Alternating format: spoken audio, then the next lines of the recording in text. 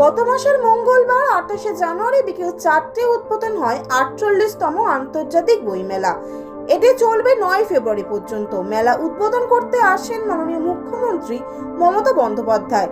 এবারের theme Germany. অনুষ্ঠানে উপস্থিত থাকবেন জার্মানির রাষ্ট্রদূত ডক্টর ফিলিপ আকারমান সহ বিশিষ্ট সাহিত্যিকরা। এবারের বইমেলায় সর্বাধিক প্রকাশক এবং লিটিল ম্যাগাজিনের সংখ্যা প্রায় ১০০০টি স্টল।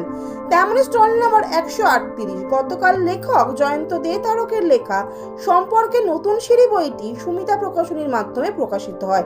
তার কথায় এই বইটির মাধ্যমে বোঝানো হয়েছে মানুষ মানুষের মধ্যে যে সম্পর্ক তা কোথাও গিয়ে বিচ্ছিন্ন হয়ে যাচ্ছে, সেই সম্পর্ককেই খুঁজে বার করতে চান লেখক। তিনি চান তার লেখা বইটি যেন মানুষের মধ্যে ভালোবাসার অনুশোচনা ঘটায়। আচ্ছা, তো ভালোই এক কথা। আর তারপরে কথাটা হচ্ছে, আমি গতবারে এসেছিলাম সুমিত্রা প্রকাশনী। গতবার আমার 4টা বই প্রকাশিত হয়েছিল। অপূর্বদা আমার সাথে দাঁড়িয়ে আছেন। অপূর্বদার কাছে আমি কৃতজ্ঞ সেই অর্থে যে আমি উত্তরবঙ্গ থেকে অবশ্যই প্রথম বইমেলাতে গত বইমেলাতে 4টে বই এবং এই বইমেলাতে 1টা। তো বইমেলাতে আমার প্রকাশিত বই 5টা হলেও সব মিলিয়ে আমার 7টা, আগের 2টো বই ওখানকার। তো এটা 7ম বই। কলকাতা বইমেলা এটা আমার 5ম বই, অপূর্বদার হাত ধরে, সুমিত্রা প্রকাশনীর হাত ধরে। আচ্ছা, আপনার এই বই সম্পর্কে যদি কিছু বলেন। বই সম্পর্কে আমি তো বলবই, তবে আমার চেয়ে বেশি ভালো বলবে তো অপূর্বদা। তবে হ্যাঁ, আচ্ছা, আমি একটা চেষ্টা করি, সেটা হচ্ছে আমার বইটার নাম হচ্ছে, বইটা দেখিয়ে দিচ্ছি আমি, সম্পর্কের নতুন সিঁড়ি। আসলে এই যে সম্পর্কটা, মানুষের সম্পর্ক, সবসময় আমি তো বিশেষ করে সেই সিঁড়িটাই খুঁজি, সেই সিঁড়িগুলোই খুঁজি, যেই সিঁড়িগুলোর মাধ্যমে গিয়ে আমরা একটা সম্পর্ক তৈরি করতে পারি। মানুষের সম্পর্ক বিচ্ছিন্নতায় আচ্ছন্ন, ভীষণভাবে একটা বিভেদ আক্রান্ত আমরা, সংকীর্ণতার আক্রান্ত আমরা। তো এগুলোর মধ্যে আমাদের যে সম্পর্কগুলো টিকে না থাকে, মানে মধুর সম্পর্ক, ভালো সম্পর্ক, ভালোবাসার সম্পর্ক যদি টিকে না থাকে, তাহলে পৃথিবীতে দেশে দেশে, মনে মনে, সব জায়গায় কিন্তু দ্বন্দ্ব আসবে। তাই জন্য আমি সম্পর্ক খুঁজে বেরিয়েছি শব্দের মাধ্যমে, একটুখানি ভালোবাসা খুঁজে বেরিয়েছি যে কিসের মাধ্যমে আমরা একটু ভালো থাকতে পারি। সেই সম্পর্কের খোঁজেই আমার এই সম্পর্কের নতুন সিঁড়ির আবিষ্কারের চেষ্টা। আচ্ছা, আপনার এই বই লেখার অনুপ্রেরণাটা যদি বলেন।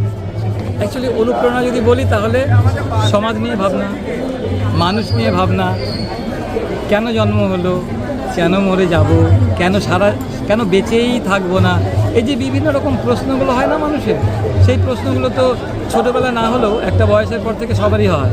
আমি কেন জন্মেছি, কী জন্য জন্মেছি, আর কি কবে মারা যাব, কেন মারা যাবো জানি না, সব মিলিয়ে। তবে এই সম্পর্কগুলো কেন আমি আঘাত পাই, কেন আমি কোনো মানুষের সাথে কথা বললে একটু ভালোবাসার একটা অনুভূতি, একটা অনুরণন আমার মধ্যে হয়, এগুলো খুঁজতে তো পথ চলা, কবে আমরা চলে যাব জানি না। কিন্তু তার মাঝে এই যে ভালোবাসার অন্বেষণ, যে ভালোবাসার খোঁজা, ভালো একটা বাসায় যেমন আমরা থাকি, তেমনি ভালোবাসার খোঁজেও আমরা থাকি। এইভাবে করতেই কবিতা একটা প্ল্যাটফর্ম, এটা লেখার একটা চেষ্টা করতে হয়েছে। আক্ষরিক করতে ঠিক বলতে পারবো না কিভাবে লেখা শুরু হলে, এটা বলাও বোধহয় যায় না, তবে লিখি, যখন যা মনে হয় লিখি, এই আর কি। স্যার, আপনার এই বইটা সমাজে থাকা মানুষদের প্রতি কতটা প্রভাব ফেলবে বলে আশা করছি? মানুষের কাছে কি প্রভাব পড়বে সেটা আমার বইটা বড় কথা নয়। অ্যাকচুয়ালি বই প্রভাব ফেলবে মানুষকে। যারা বৌদ্ধিক চর্চা করেন, যারা ভাবেন, তাদের কাছে কিন্তু বই একটা প্রভাব ফেলে। আমার বইটা তো সারা একটা বড় সাগরের মধ্যে একটা বিন্দু মাত্র। যে এরকম অনেকে বই লিখছেন, অনেকে তাদের ভাবনাকে এইভাবে চারিদিকে ছড়িয়ে দিচ্ছেন, তো তার মধ্যে আমিও একজন। তবে আমার এই বইটা পড়ে যদি একজন মানুষেরও মনে একটা অনুরণন আসে, যদি একটা ভালোবাসার বিচ্ছুরণ হয়, আমি তাতেই খুশি হব। আচ্ছা, আপনার এই বইটা নিতে গেলে কত নম্বর স্টলে আসতে হবে স্যার? 437 এখানেই আছে, নাম্বারটা দেখাও যাচ্ছে, 437, তাই তো অপূর্বদা? 437 নম্বর, সুমিত্রা প্রকাশনী। এখানে আসলেই আমার বইটা পাওয়া যাবে, কলকাতা বইমেলা।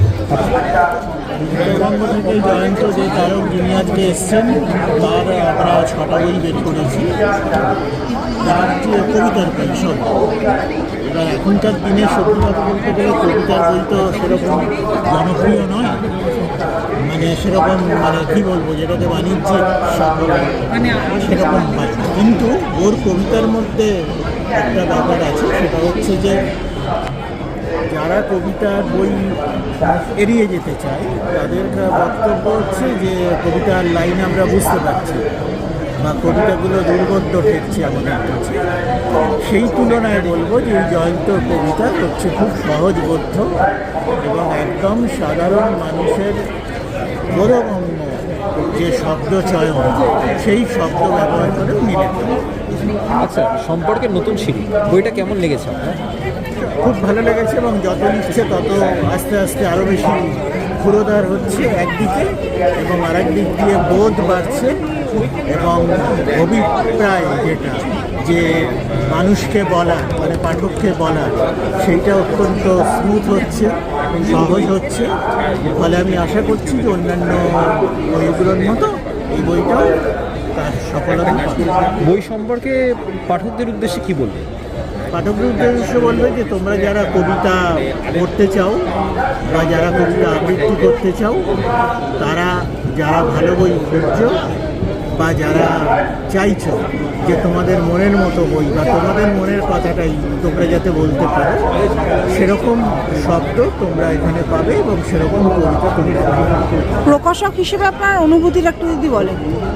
প্রকাশক হিসেবে অনুভূতি, এখানে আমার যতগুলো বই আছে প্রায় 100-100-র ওপর, প্রত্যেকটা বই হচ্ছে আমার কাছে নিজের সন্তানের মতো। তবে হ্যাঁ, সব সন্তান তো সব বাবা মায়ের যে সমান সাফল্য পায় তা তো নয়।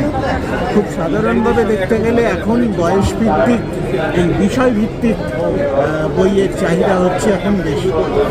সেই তুলনায় কবিতা, গল্প, উপন্যাসের চাহিদা একটু কম, কিন্তু আমি দেখছি যে তার মধ্যেও কবিতার বইয়ের মধ্যে এখানে জয়ন্তর বইগুলো ভালো সাড়া জমিয়েছে।